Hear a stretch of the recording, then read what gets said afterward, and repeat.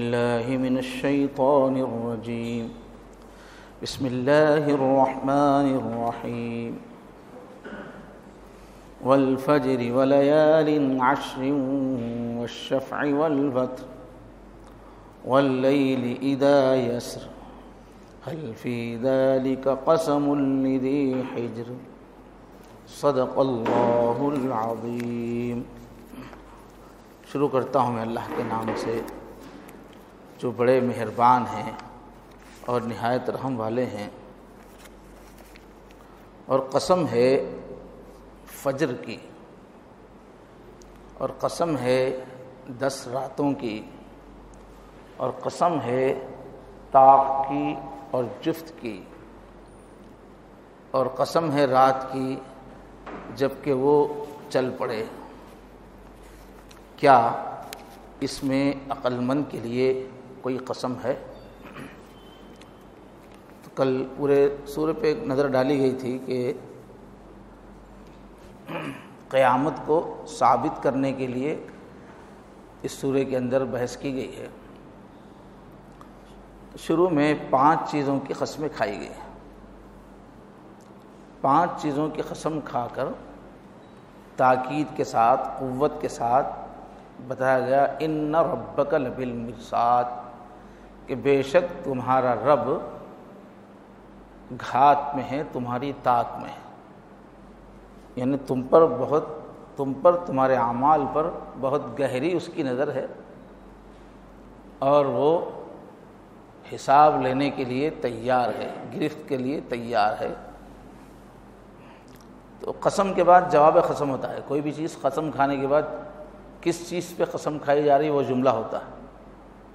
بھائی قسم سے میں سچ کہہ رہا ہوں، تو یہ 5 قسموں کے بعد وہ جملہ محذوف ہے، چھپا ہوا ہے۔ یا پھر ان ربک لبالمرصاد، وہ کافی آگے ہے وہ جملہ، 14ویں نمبر پر ہے جملہ، بیچ میں قوموں کی گرفت کا بھی تذکرہ ہے۔ اس کے بعد فرما رہے ہیں کہ تمہارا رب غافل نہیں ہے تم سے، گہری نظر رکھے ہوئے ہے، اور تم کو گرفت کرنے والا ہے، تمہارا حساب ہونے والا ہے۔ تو جواب قسم یا تو یہ ان ربک لبالمرصاد کو مانتے ہیں، یا پھر ایک جملہ لتبعثن، کہ ضرور تم کو دوبارہ اٹھایا جائے گا، اس کو محذوف مانتے ہیں۔ اچھا، یہاں آج ایک بات یہ سمجھنے کی ہے کہ آپ لوگ جو ہے تھوڑی دیر کے لیے بیٹھتے ہیں، کچھ نصیحت کے انداز کی بات سننے کی نیت ہوتی ہے، لیکن یہ قرآن پاک ہے، اس میں گہرے مضامین بھی ہوتے ہیں۔ قرآن مجید عام آدمی کے لیے ہے، اور ذہین سے ذہین جو دنیا کے انسان ہیں ان کے لیے بھی ہے۔ تو اس میں کئی چیزیں ایسی نقطے کی گہری ہوتی ہیں کہ وہ بہت غور و فکر کے بعد ہی سمجھ میں آ سکتی ہیں۔ اگر پوری باتیں صرف سادی رہیں گی تو گہری سوچ والوں کو پھر مزہ نہیں آئے گا، ان کو تشفی نہیں ہوگی۔ اس لیے قرآن مجید میں کئی ایسی آیتیں آتی ہیں کہ آدمی چکرا جاتا ہے کہ اس کا مقصد کیا ہے، اس کا مطلب کیا ہے، اس کے لیے کافی غور کرنا پڑتا ہے، اور غور کرنے کے بعد جو پھر گہرائی سے نقطہ کھلتا ہے تب علم والے کی تشفی ہوتی ہے۔ تو ہر ذوق کے لیے قرآن ہے۔ تو یہ جو 5 قسموں کا معاملہ ہے، تھوڑی سی علمی اس میں گفتگو ہوگی، تو اس میں بور ہوں گے تو پھر پریشانی ہوگی۔ تو علمی ذوق بھی بنانا چاہیے آہستہ سے اپنا۔ تو بہرحال یہ جو قسمیں ہیں، اس کا مقصد کیا ہے، اس کا مصداق کیا ہے، اس میں مفسرین میں بہت اختلاف ہے۔ کیا یہ قسموں سے مراد کیا ہے؟ تو ایک تو ذوالحجہ جو بقرعید کا جو مہینہ ہے، اس کے شروع کے جو 10 دن اور 10 راتیں ہیں، اس کی بڑی فضیلت حدیث میں آئی ہے۔ تو اس کی بنیاد پہ چونکہ ایک حدیث مل رہی ہے، اس کی بنیاد پہ اکثر مفسرین نے یہ قسموں کو سمجھا ہے، وہ مراد لیا۔ لیکن اس کو سامنے رکھ کے غور کرنے سے جس ترتیب سے یہاں گفتگو ہے وہ کھلتی نہیں، الجھ جاتی ہے۔ اس وجہ سے کچھ اور مفسرین نے قرآن مجید ہی کے مختلف اور جو مقامات ہیں جہاں کئی چیزوں کی قسمیں کھائی گئی ہیں، ان کی روشنی میں اس کو سمجھنے کی کوشش کی ہے، اور ترتیب جو ہے اس میں وہ سیٹ ہوتی ہے۔ تو تو بہرحال ایک تفسیر تو وہ ہے جو جیسے اس میں والشفع والوتر ہے، اس کی تفسیر میں 36 اقوال ہے ائمہ تفسیر کے، یہ ہے یہ ہے یہ ہے یہ ہے، تو بحث اس کے اندر پیچیدہ ہے۔ تو بہرحال حضور اکرم صلی اللہ علیہ وسلم کی روایت بھی بیان کی جاتی ہے، لیکن اگر حضور کی صاف روایت ہوتی قطعی تو پھر اتنا اس میں اختلاف نہیں ہوتا تھا۔ تو بہرحال ایک قسم کی تفسیر وہ ہے جو روایتوں کی روشنی میں ہے، چنانچہ والفجر، قسم ہے فجر کی، فجر تو یہی جو ہماری نماز فجر ہے، یہ اس وقت کو فجر کہتے ہیں جب آسمان پہ مشرق کی طرف میں صبح کا اثر ہونا شروع ہوتا ہے۔ ایک ہوتی ہے فجر صادق، ایک ہوتی ہے فجر کاذب۔ تو ہماری جو فجر کی اذان ہوتی ہے وہ فجر صادق پہ، سچی صبح، ایک جھوٹی صبح۔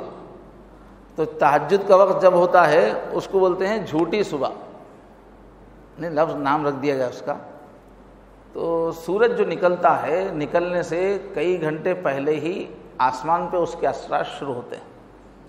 تو پہلے آسمان پہ اس طرح کھڑے میں لمبائی میں آہستہ سے ایک روشنی کی لکیر آنی شروع ہوتی ہے، تو اس کو کہتے ہیں فجر کاذب، وہ تہجد کا وقت ہوتا ہے۔ اس کے بعد پھر چوڑائی میں آہستہ آہستہ رات کی جو اندھیری ہے وہ پھیکی پڑنے لگتی ہے، اس کو کہتے ہیں فجر صادق۔ یہ ہماری فجر کے جب اذان ہوتی ہے تو بہرحال فجر کا مطلب پھٹنے ہی کے اس کے معنی، لفظ کے معنی فجر کے معنی پھٹنا، یعنی تاریکی پھٹ کے آہستہ سے روشنی شروع ہوتی ہے، اس وقت کو فجر کہا گیا۔ تو بہرحال ایک تو فجر سے مراد کیا ہے، عام روز کی ہی فجر مراد ہے، فجر کا وقت مراد ہے۔ تو یہ تفسیر ابن عباس اور ابن زبیر رضی اللہ عنہ کی ہے۔ اچھا، وہی ابن عباس رضی اللہ عنہ کی اور ایک روایت ہے ان کے بارے میں، انہوں نے کہا کہ اس سے چاند کا جو سال ہے اس کی پہلی فجر، محرم کی پہلی فجر مراد ہے، کیونکہ نیا سال شروع ہو رہا ہے، یعنی اللہ تعالیٰ اوقات کا نظام بتا کر اس سے آخرت کو، قیامت کو ثابت کر رہے ہیں۔ تو کچھ لوگوں نے عام فجر مراد لی ہے، کچھ لوگوں نے قمری سال کی پہلی تاریخ، اور بعض مفسرین نے جو قربانی کا مہینہ ذی الحجہ، اس کی قربانی کا جو دن ہے یوم النحر، اس کی صبح لی ہے، یعنی 10 تاریخ، اس لیے کہ اس کی فضیلت ہے تو وہ مراد لی ہے۔ مجاہد اور اکرمہ مشہور مفسرین ہیں۔ اچھا، ولیال عشر، اور 10 راتوں کی قسم اللہ نے کھائی ہے، تو اس سے مراد اکثر نے یہ بقرعید کے مہینے کی ابتدائی 10 راتیں مراد لی ہیں، اس لیے کہ اس کے بارے میں تمام بڑے مفسرین ابن عباس، قتادہ، مجاہد، سدی، ضحاک، کلبی، سب اکثر ائمہ تفسیر نے یہی مراد لیا ہے کہ بقرعید کے شروع کے 10 دن، اس کی راتیں، کیونکہ حدیث میں اس کی بڑی فضیلت ہے۔ اللہ کے نبی نے فرمایا ہے کہ عبادت کے لیے اللہ کے نزدیک یہ 10 دن سب سے زیادہ افضل ہے، بقرعید کے شروع کے 10 دن۔ اس میں ہر دن کا روزہ، ایک دن کا روزہ 1 سال کے روزے کے برابر ہے، اور ایک رات کی عبادت شب قدر کی عبادت کے برابر ہے۔ یہ ترمذی کی حدیث ہے، مگر اس کی سند ضعیف ہے، حضرت ابو ہریرہ رضی اللہ عنہ سے روایت ہے، تفسیر مظہری سے اس کو لیا گیا ہے۔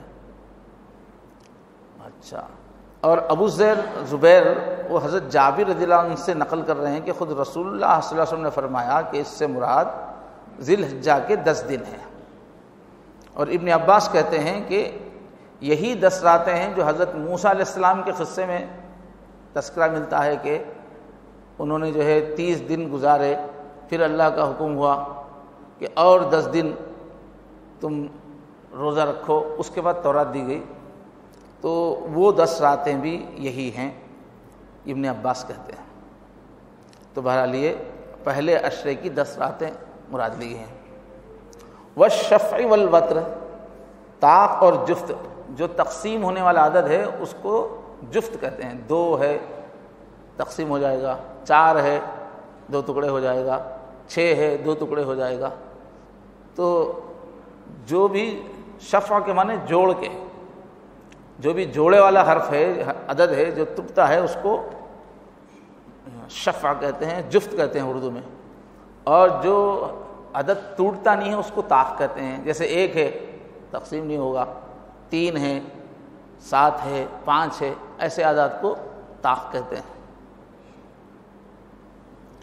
تو اس کے بارے میں جیسے کہ بتایا گیا بے شمار اقوال ہے کہ اس سے کیا مراد ہے، تقریباً 36 اقوال ہے، مگر ابو زبیر کہتے ہیں کہ حدیث مرفوع ہے حضرت جابر سے، آپ نے فرمایا کہ والفجر ولیال عشر، یہ آیت پڑھی، هو الصبح، فرمایا کہ فجر سے مراد صبح مراد ہے، روزانہ کی صبح، اور عشر سے مراد نحر کا دن ہے، قربانی کا دن ہے 10ویں تاریخ، اور والشفع والوتر جو ہے اس سے مراد یوم عرفہ ہے 9ویں تاریخ، کیونکہ وہ طاق عدد ہے، وہ 9ویں تاریخ اس کی بڑی فضیلت ہے، اور شفع سے مراد 10ویں تاریخ ہے۔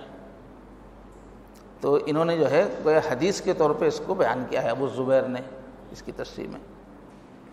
بعض ائمہ تفسیر نے جیسے ابن سیرین ہیں، مسروق ہیں، ابو صالح ہیں، قتادہ ہیں، انہوں نے والشفع والوتر، والشفع سے تمام ہی مخلوقات لی ہیں، اس لیے کہ 2-3 دن پہلے تذکرہ آیا کہ جتنی بھی مخلوقات ہیں سب جوڑ جوڑ ہے، نر اور مادہ ہے، تو اللہ تعالیٰ گویا پوری ہی مخلوقات کی قسم کھا رہے ہیں۔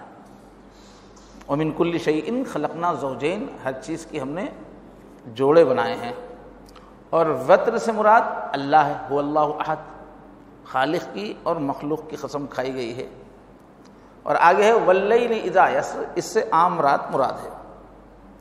تو اب یہ جتنی بھی تشریح ہوئی ہے یہ ذوالحجہ کی فضیلت والی جو حدیث ہے، روایت ہے، اس کی بنیاد پہ ہے، لیکن روایت وہ بہت مضبوط نہیں ہے۔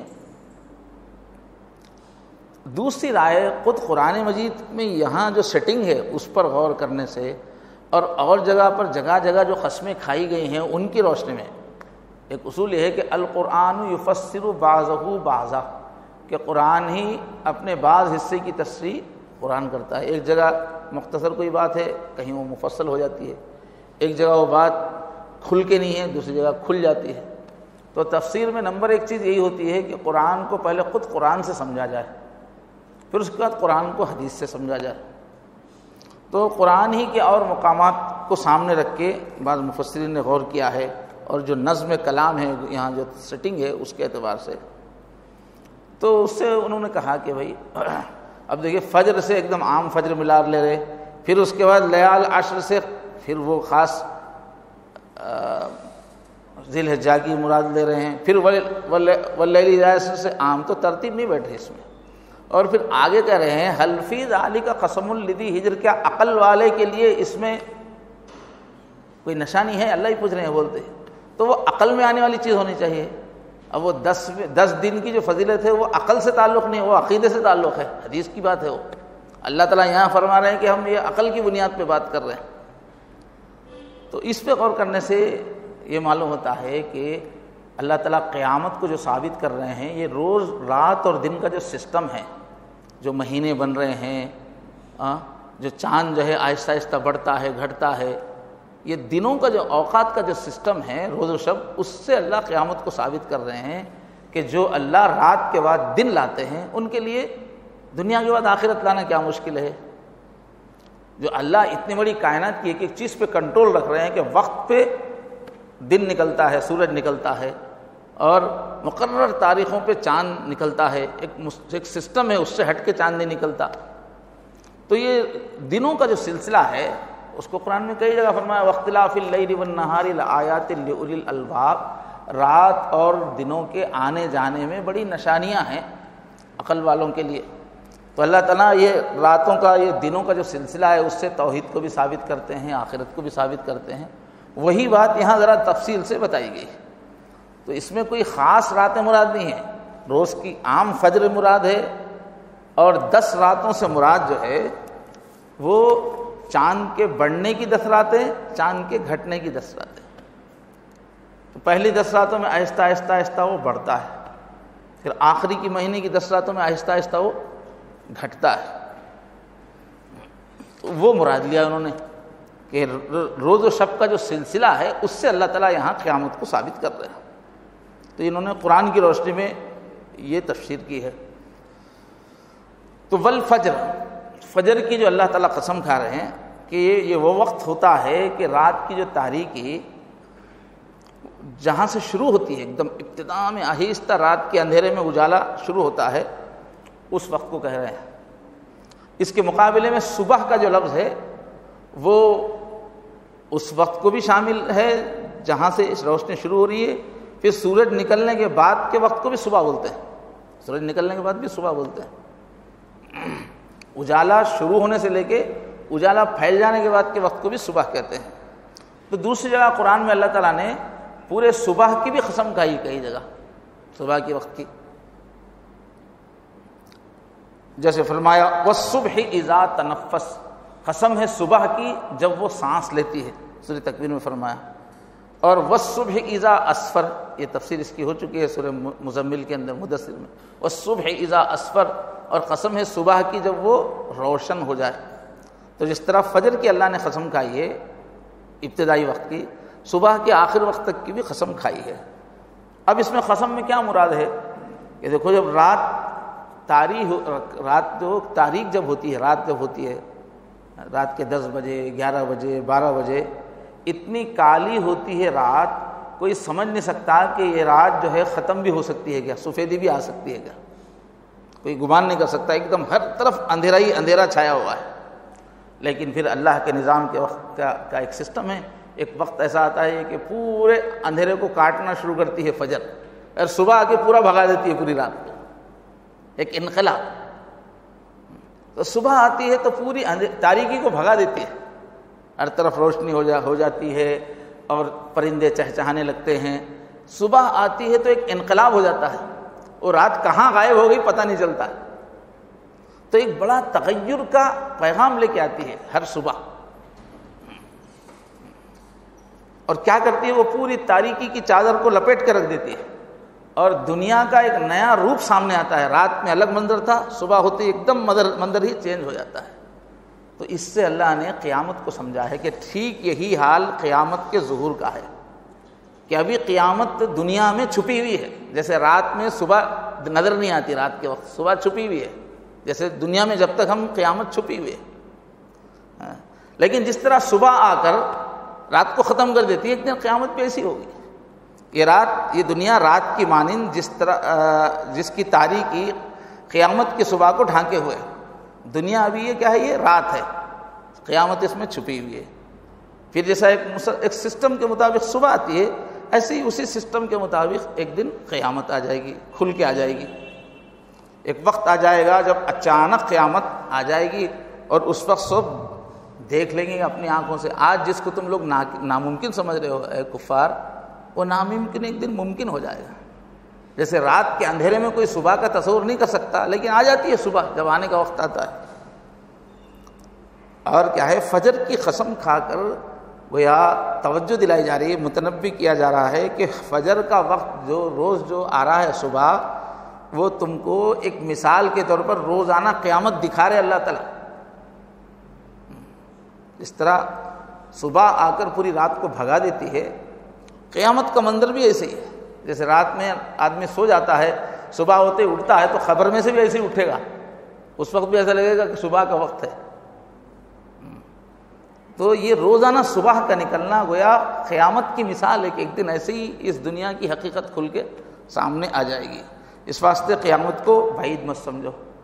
اور صبح کی دعا میں بھی یہی ہے، وَإِلَيْهِ النُّشُورُ، الحمدللہ الذی احیانا بعد ما اماتنا وإلیہ النشور، کہ سب تعریف اس اللہ کے لیے ہے جس نے ہم کو موت کے بعد زندہ کیا، وإلیہ النشور، اور اسی کی طرف اٹھ کر جانا ہے۔ تو صبح ہوتے ہی قیامت یاد آ رہی ہے دعا میں کہ اٹھ کے آج ہم اٹھ کے اپنے بستروں سے اٹھ کر کمانے کے لیے جا رہے ہیں، ایک دن آئے گا اٹھ کے حساب دینے کے لیے جانا ہے۔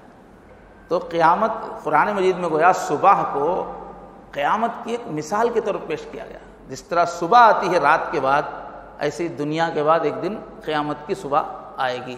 آج جس طرح بہت ساری حقیقتیں چھپی ہوئی ہے، قیامت کی صبح آئے گی تو ہر حقیقت کھل کے سامنے آ جائے گی۔ ٹائم ہو گیا ہے نہیں، اور بھی ہے اس کی تشریح انشاءاللہ پھر کریں گے۔ سبحان اللہ وبحمدہ، سبحانک اللہم وبحمدک، ونشہد ان لا الہ الا انت، نستغفرک ونتوب الیک۔